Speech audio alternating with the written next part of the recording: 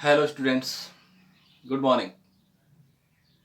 Plant morphology में अपन ने fruit पढ़ लिया था, जो लास्ट टॉपिक था अपन का वो। अब अपन पढ़ेंगे सीड। देखो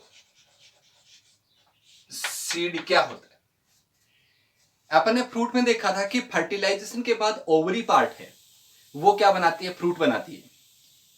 और ओवरी में क्या होता है, ओव्यूल होता है। जैसे अपन ने प्लेसेंटेशन में देखा था, फर्टिलाइजेशन के बाद वो ओव्यूल है वो क्या बनाते हैं, सीड बना लेते हैं।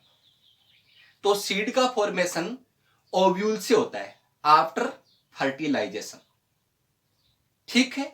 अब सीड क्या है, अपन दो टाइप की जनरेशन जान सकते हैं, एक तो स्पोरोफाइटिक और एक गेमेटोफाइटिक। गेमेटोफाइटिक हमेशा हेप्लॉइड होती है और स्पोरोफाइटिक हमेशा क्या होती है, डिप्लॉइड होती है। सीड क्या होगा, हेप्लॉइड या डिप्लॉइड। सीड में एम्ब्रियो होता है, एम्ब्रियो किससे बना, जाइगोट से बना। जाइगोट कैसा होगा, डिप्लॉइड होगा। तो सीड है वो डिप्लॉइड तो होगा। तो सीड है वो एंजियोस्पर्मिक जो प्लांट्स हैं उनकी स्पोरोफाइटिक जनरेशन की फर्स्ट यूनिट होती है। It is first unit of sporophytic generation. ठीक है। अब देखें कि सीड के कितने पार्ट होते हैं। इसके लिए सीड का डायग्राम बनाना पड़ेगा और फिर उसके एक एक पार्ट को अपन पढ़ेंगे। ज्यादा बड़ा टॉपिक नहीं है, छोटा सा है और सुलझा हुआ सा टॉपिक है, ज्यादा हार्ड नहीं है। देखो सीड के कितने पार्ट होते हैं। एक तो होता है seed coat. Seed coat. Second part होता है इसका एम्ब्रियो। ठीक है। और थर्ड पार्ट इसका होता है एंडोस्पर्म। तीन पार्ट होते हैं सीड के, seed coat, embryo and endosperm. अब देखो मैं सीड का डायग्राम बना दूं यहां पर।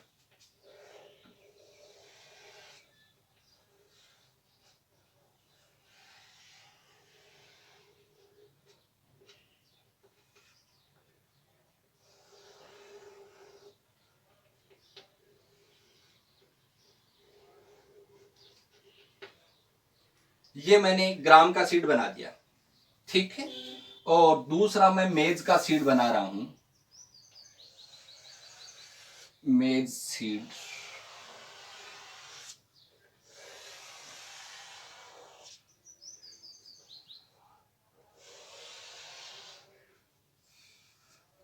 ये मेज सीड है। इसके पार्ट अपन साथ साथ में लिखते जाएंगे और पढ़ते जाएंगे। अपन का सीड टॉपिक है वो खत्म हो जाएगा।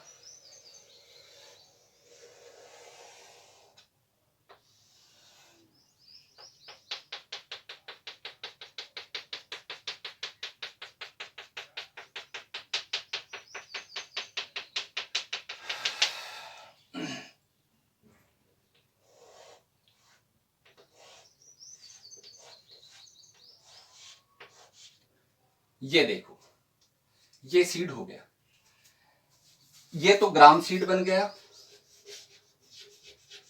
ग्राम सीड, चने का बीज जो डाइकोट सीड होता है। और ये मेज सीड जो मोनोकोट सीड होता है। सबसे पहले पढ़े अपन सीड कोट। ये सीड कोट, सीड कोट क्या होता है, सीड के चारों ओर एक कवर होता है। इस कवर को अपन क्या बोलते हैं, सीड कोट बोलते हैं। अब सीड किससे बना, ओव्यूल से बना।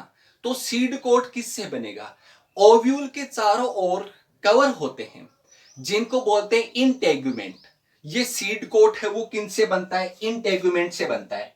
ये इसका सीड कोट हो गया, ये सीड कोट हो गया। इसका लेबलिंग कर दूं मैं, सीड कोट। तो सीड कोट किससे बना, integument of ovule, seed coat. Dicot जो सीड होते हैं उनमें सीड कोट में दो लेयर होती हैं। कितनी लेयर होती हैं, दो लेयर। जो आउटर लेयर होती है, इसकी दो लेयर है सीड कोट में, जो आउटर लेयर है उसको बोलते हैं टेस्टा, ये तो हो गई टेस्टा, और ये अंदर वाली हो गई टैगमैन। टैगमैन तो सीड कोट है, कितनी लेयर होती है सीड कोट में? दो लेयर होती हैं। आउटर लेयर बोलते हैं टेस्टा और इनर लेयर को बोलते हैं टैगमैन। टेस्टा है वो क्या होती है? थिक होती है, और टैगमैन है वो थिन होती है। टेस्टा किससे बना? ओव्यूल के आउटर इंटेगुमेंट से, और टैगमैन किससे बना? ओव्यूल के इनर इंटेगुमेंट से। डाइकोट में दो सीड कोट की दो लेयर होंगी, और मोनोकोट जो प्लांट्स होते हैं, मोनोकोट जो सीड होते हैं, उनमें सीड कोट की एक ही लेयर होती है। सीड कोट दो लेयर में डिफरेंशिएट नहीं होता। समझे चीज आप? इसके बाद एम्ब्रियो। देखो एम्ब्रियो है वो किससे बनता है? फर्टिलाइजेशन के बाद ओव्यूल में एम्ब्रियो सैक, और एम्ब्रियो सैक में क्या होती है? एग सेल होती है। इस एग सेल के साथ पोलन ग्रेन का मेल गेमेट फर्टिलाइजेशन करता है, और फर्टिलाइजेशन से जाइगोट बनता है। उस जाइगोट से क्या बनता है? एम्ब्रियो बनता है। तो एक सेल की प्लॉइडी है वो हेप्लॉइड होगा, मेल गेमेट क्या होगा? हेप्लॉइड होगा। तो एम्ब्रियो हो उसकी प्लॉइडी क्या हो जाएगी? 2n, डिप्लॉइड हो जाएगा एम्ब्रियो। एम्ब्रियो के दो पार्ट होते हैं। एम्ब्रियो के कितने पार्ट? दो पार्ट। इस एम्ब्रियो के दो पार्ट हैं, एक तो embryo axis and second part cotyledon. ठीक है, इसमें जो सीड में दिख रहा है ना, ये एम्ब्रियो एक्सिस है, एम्ब्रियो एक्सिस, और इसमें ये यहां से लेकर ये यहां तक एम्ब्रियो एक्सिस है। ठीक है, एम्ब्रियो एक्सिस के दो पार्ट होते हैं। एक पार्ट ऊपर वाला जो पार्ट है इसको बोलते हैं अपन प्लूम्यूल। क्या बोलेंगे? प्लूम्यूल। और जो नीचे वाला पार्ट है इसको बोलेंगे अपन रेडिकल। ठीक है, इसमें ये क्या हो गया? प्लूम्यूल। प्लूम्यूल, और ये क्या हो गया? रेडिकल। प्लूम्यूल के ऊपर एक कैप जैसी स्ट्रक्चर है, इसको बोलते हैं कोलियोप्टाइल।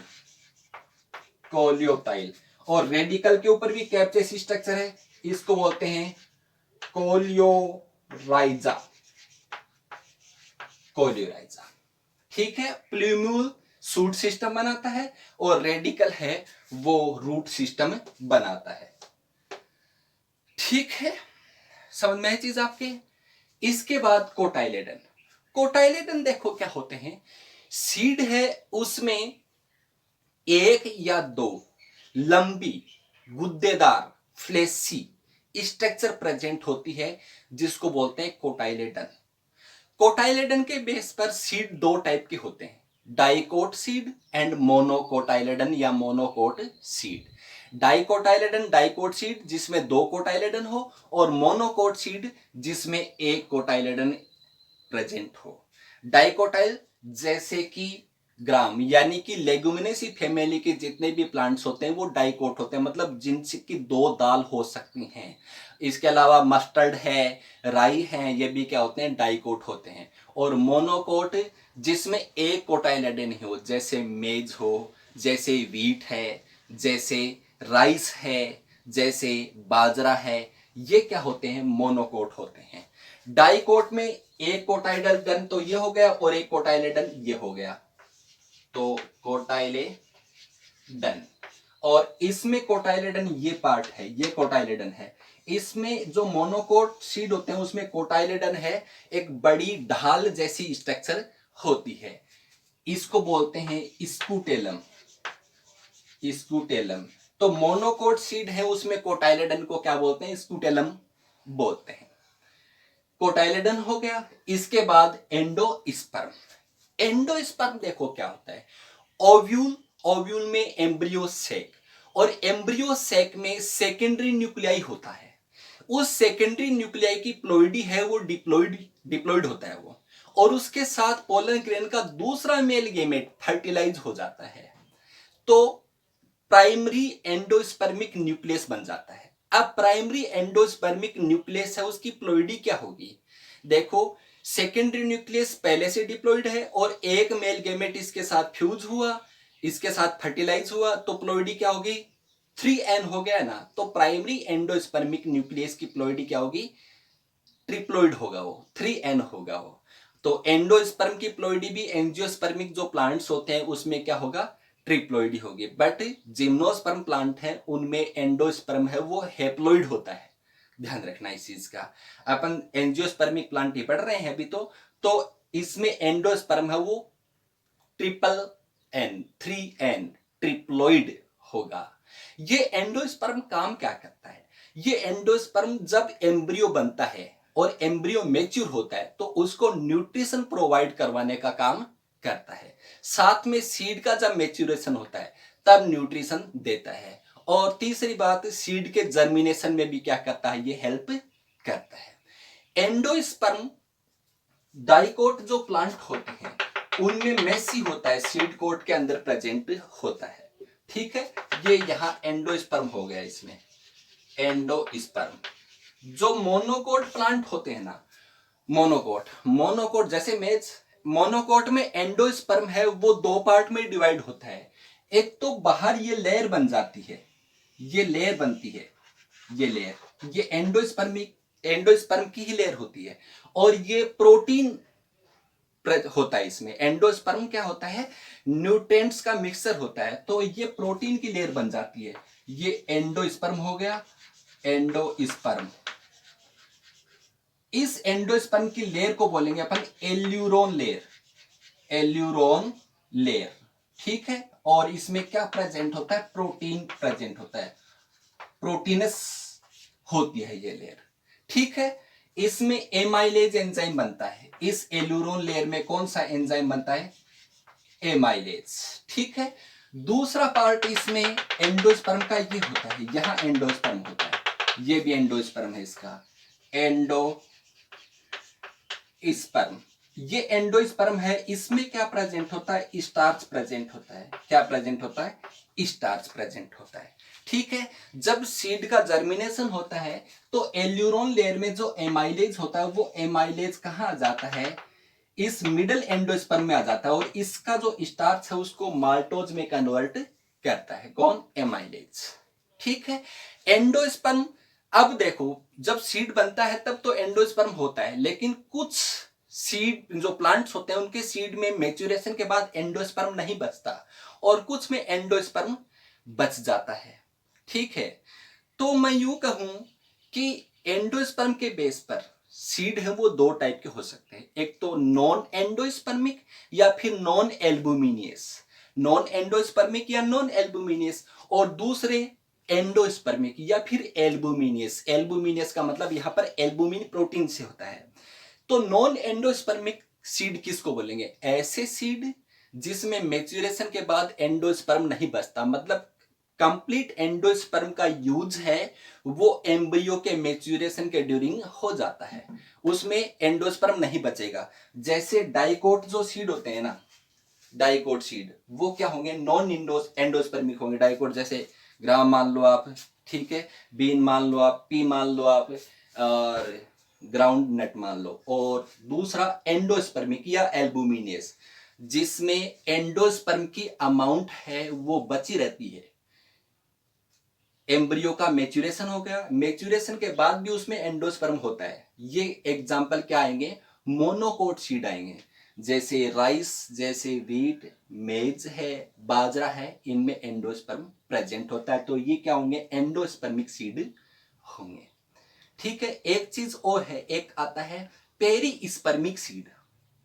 ठीक है, पेरीस्पर्मिक सीड क्या होता है कि कुछ सीड हैं उसमें न्यूसिलस का पार्ट है वो एक लेयर बना लेती है, न्यूसिलस की लेयर, न्यूसिलस की सेल्स है वो लेयर बना लेती है, उसको बोलते हैं पेरीस्पर्म। एग्जांपल ब्लैक पेपर, काली मिर्च होती है वो एग्जांपल।